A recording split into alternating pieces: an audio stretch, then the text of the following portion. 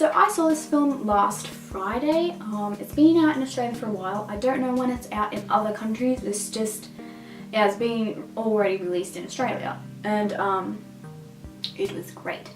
It has a lot of great cast members. I'm not going to name all of them because there's some spoilers in there, obviously, but you know, you got Chris Hemsworth, Thor, Mark Ruffalo as the Hulk, Kate Blanchett as Hela, you've got Tom Hiddleston as Loki, and you got Jeff Goldblum as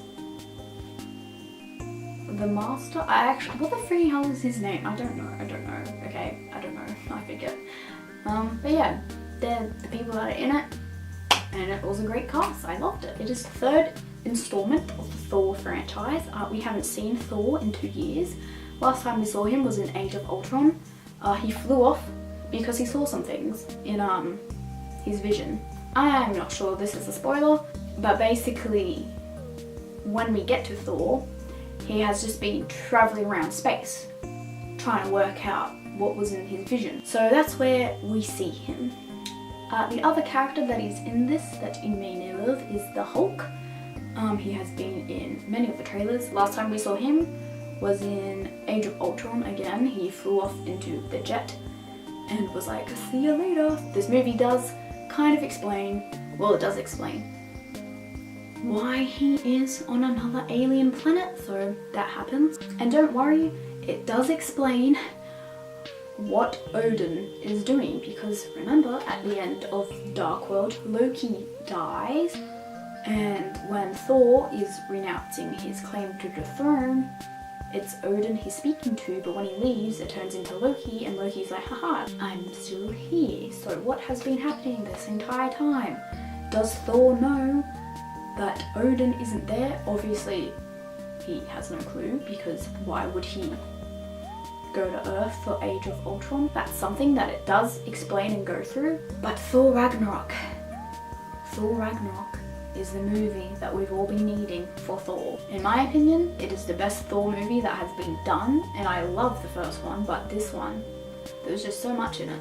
Thor's character is way more better as well. Like, he becomes a lot more relatable and a lot more like three-dimensional. Like, he becomes a better character, and not that he wasn't before, but before I'm gonna stop now, but like, I mean, come on, he did not have great lines at all. Like, when he interacts with the other Avengers, they're joking around and stuff. He has some jokes, but like, he's always seen as stoic and like, I am the god of thunder, like, I am an alien god, ha ha ha. You can't relate to that. Like, he's amazing, you know? For example, like, you got Tony Stark. He goes through, like, in his movies, he goes through like crises. He has anxiety and panic attacks.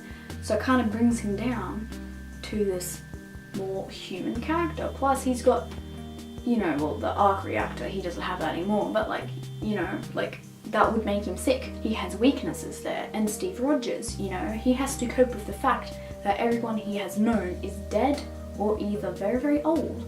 Like, he's got to cope with that. He's in this whole new world. Like, he's got those issues to deal with. With Thor, however, in the first one, he does lose his powers because he's ignorant. He's arrogant, selfish, and doesn't care.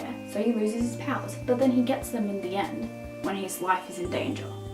Because Odin's like, watch out. And he does learn to be more mellow and more like, I have to be a better man. In the second one, he is like that. He is trying to learn from his ways. He's still a bit boisterous and like, haha, I'm the god of thunder, like, I can mess you up type thing. So he's just pretty much how he was at the end of the first Thor movie. Ragnarok changes that. He's put into scenarios that he can't control. He knows Asgard is in threat, is under threat, but he can't do anything about it. He's hopeless. He is trapped in another spot, not able to get to Asgard. So like, you know, he goes through all of those emotions, but he continues to fight back and try to get to Asgard and save it. Basically, he has a better story arc, better lines, and way more character development in this movie. There's humor in this, okay? Deal with it. They didn't do a complete 180 of Thor and make him funny. It was just more like they put him into scenarios that were more lighthearted. and they brought in characters who were more like had humour, like were a bit more humorous. I'd say the humour is up to par with Guardians of the Galaxy, the first one. Not the second one, the first one. But it's not the same as Guardians of the Galaxy humour. But it's similar. Similar in the ways like it's subtle and it's good and it flows and it blends well, you know? Like that kind of thing. It's different in the ways of, the only way I can explain it is that it's very Australian and New Zealander-like. Which, you know, makes sense because, you know, the director is Taika Waititi. Wait. Pretty sure I said that wrong, but you know. Who is from New Zealand and who is a comedian. Like, he's known for making very funny films, and they're not your boisterous like ha ha ha jokes films. They're very well done, like highbrow humor is kind of like what he does. But yes, the humor was good, it blended well and it fit in with the situation it was needed. Now a lot of people are saying, like people who haven't seen the movie, who are like, oh god, it's about Thor, it's about Ragnarok, the end of the world, of the gods. Like, you know? Okay, I just want to clarify. The only times it is funny is when Ragnarok isn't happening and Hela isn't involved. Every time when Hela is there, it's serious. Every time when Ragnarok is there, it's serious. During, like, there are serious scenes in this movie and there's humorous scenes. It's a good blend, and people like that I've seen seem to forget that. There was plenty of serious scenes in this movie because, yeah, it is like the end of the world for the gods, so, you know. I was always interested to see how they would do Ragnarok because I do know how the mythology goes, and it is essentially the end of the world for the gods. It hasn't happened yet, or it has happened, we don't know. Basically it's just fate. They know it's coming and they're just kind of like, we just gotta prepare for it, I suppose. But yeah, mythology, it goes a bit different, and there were just some things that I just kind of wanted to know how they would do it, because essentially, I'm going to spoil what happens in the mythology right now, so just mute this, and then I'll put a thing again when you can unmute after I'm spoiling it. Okay, so yeah, in mythology, everyone dies. Thor dies, Odin dies, Loki dies, Heimdall dies, everyone dies. Those characters are dead. It's not like you can kill Thor, like that'll be insane. But, you know, so I was very interested to see how they would do it because of that. And I was surprised and I did liked it. Okay, you can unmute now, it's all good. Right. What was interesting, and I'm pretty sure this is correct, is that they did add some certain characters who I'm not going to name because I do not want to spoil anything for you, so I'm not going to say anything, but I'm pretty sure, I'm 100% sure that these characters and things aren't in the comics.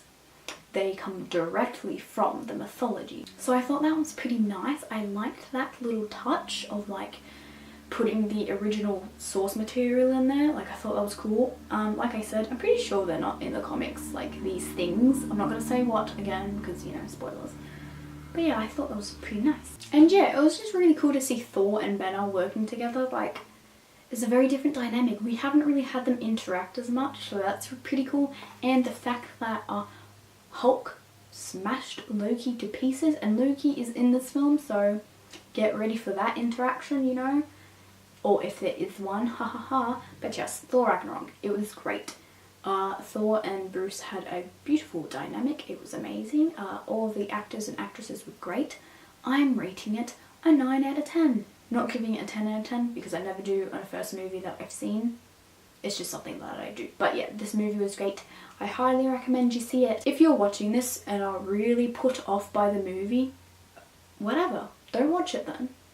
But if someone's telling you don't watch the movie or any movie that you've ever wanted to see and they're telling you don't watch it because it's bad, watch it anyways. Like, what's it gonna do? Hurt you? No, just watch it anyways. Find out for yourself. And yes, that is it. Thor Ragnarok. It is great. I love it. I want to see it again so bad. Anyways, guys, that is it for the day. I hope you have a fantastic day. And yes, goodbye!